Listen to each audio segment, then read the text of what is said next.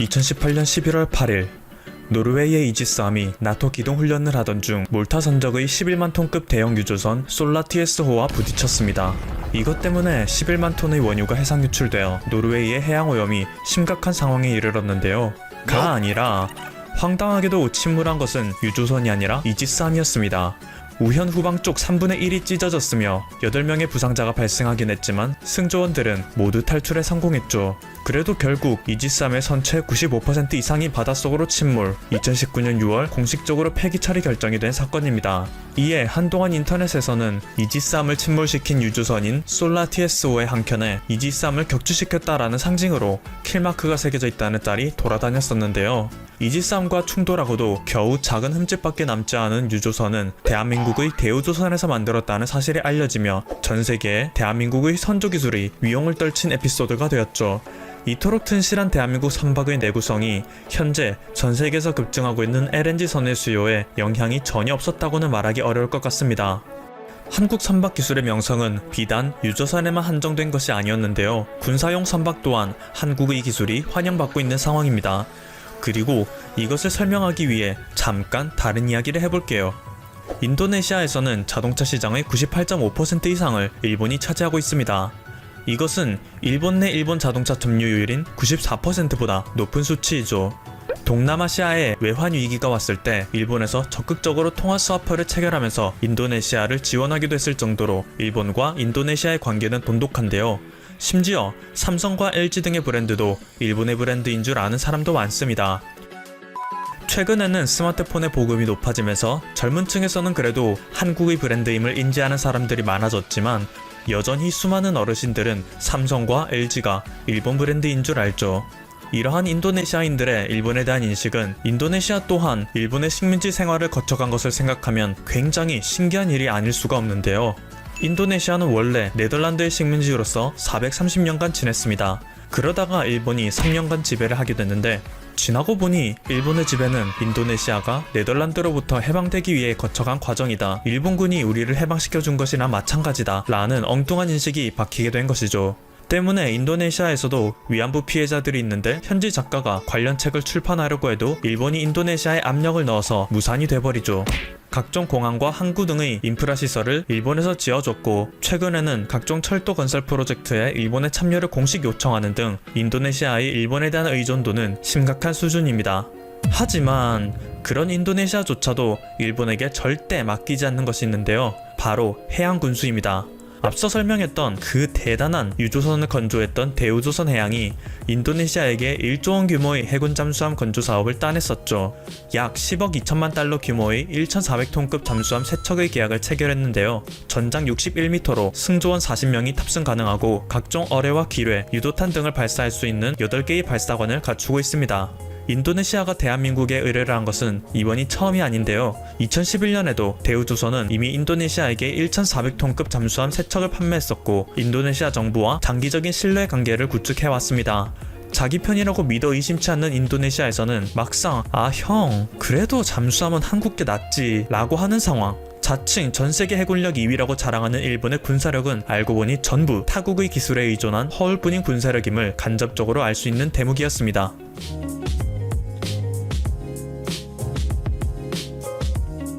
괜찮아요. 인도네시아도 이웃나라와 마찬가지로 거짓말쟁이 국가니까. 와, 대단하네요. 다른 모든 분야들은 일본에게 맡기고 있고 일본의 만행도 정부에서 앞장서서 막아주고 있는 인도네시아를 겨우 잠수함 의뢰 하나 한국에게 맡겼다는 이유로 이렇게 냉대하는 건가요? 일본 잠수함과는 비교가 안 돼. 인도네시아는 자국의 연합만을 방어하는 것이 목적이기 때문에 이게 더 나은 선택일 수는 있지만 그래도 일본에서 제조하고 있는 잠수함이 훨씬 고성능이야. 네. 그 좋은 잠수함 혼자 잘 쓰세요? 근데 인도네시아는 자국의 연합만을 방어하는 것이 목적이기 때문에라뇨?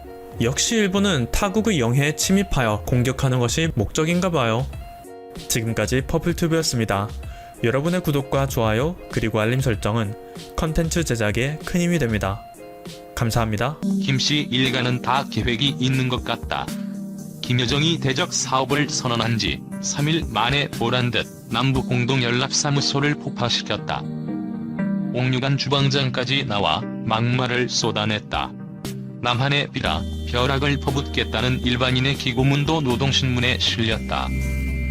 일각에선 북한이 남한에 대해 대단히 화가 나서 이런다고 믿는다. 대북전단 살포도 막지 못했고 미국 눈치를 보느라 민족 간 사업을 용기 있게 추진하지 못했다고 주장한다.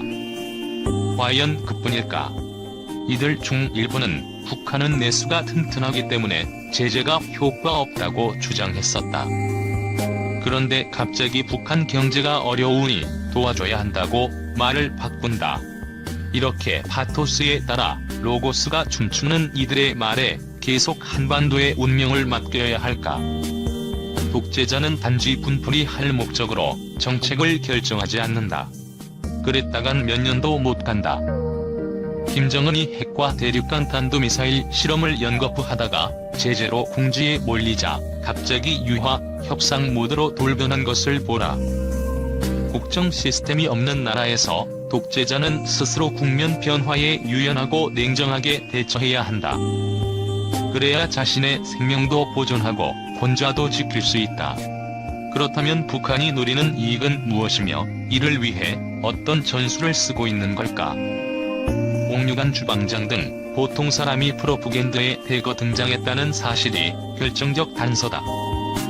평범한 자들의 눈으로 봐도 남한이 잘못했다는 식의 선전은 이번 도발의 1차적 목적이 된 내용임을 암시한다. 일반 주민의 공감을 얻어 그 불만을 외부로 돌리겠다는 의도다. 그렇다면 이런 쇼를 해야 할 만큼 심각한 북한 내부 문제는 무엇인가? 당연히 제재에다 코로나 위기가 더해져 일어난 경제난이다. 2017에서 19년 3년 동안 북한 국민 소득은 10%가량 감소한 것으로 보이고 올해는 다시 5% 넘게 줄어들 조짐이다. 코로나 사태가 올해 내내 계속된다는 가정하에서다. 이는 북한 역사상 최악이었던 고난의 행군 시기에 비해 절반 정도에 달하는 경제난이다. 한국이 겪었던 외환 위기와 비교하면 2배가 넘는 충격이다. 자본주의는 통화와 재정 정책으로 가계와 기업이 겪을 고통을 완화시킬 수 있다. 그러나 사회주의에선 원래 통화 정책이 없는 데다 현재 북한은 달러라이제이션으로 인해 통화 증발도 어렵다. 정부 곳간을 채우기 위해 주민에게 국채를 강매하는 마당에 가계를 보호할 재정 여력이 있을 리 없다. 이는 북한 주민의 생활이 그만큼 어렵다는 의미다. 사람들은 처음부터 가난할 때보다 형편이 나아졌다. 다시 어려워질 때 더 큰 고통을 느낀다. 2010년 이후 광물 수출이 급증하자 주민 생활도 한결 좋아졌다. 그러나 국제적 제재로 대중 수출이 90% 이상 줄고 코로나 사태로 이제 수입까지 막히자 생활고가 가중되고 있다.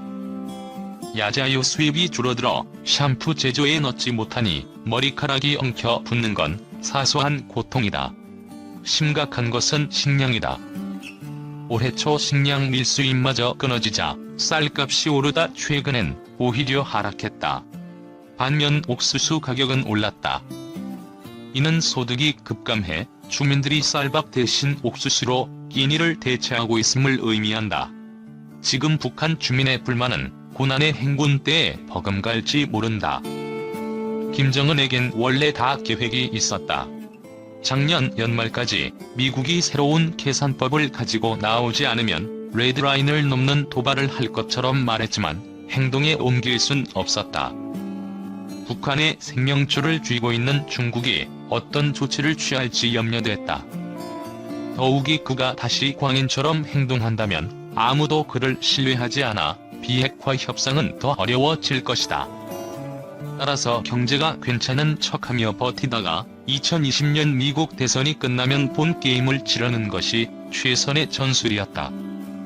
급감하는 외환 보이고가 걱정이었지만 그때까진 지탱할 수 있겠다는 판단이 섰다.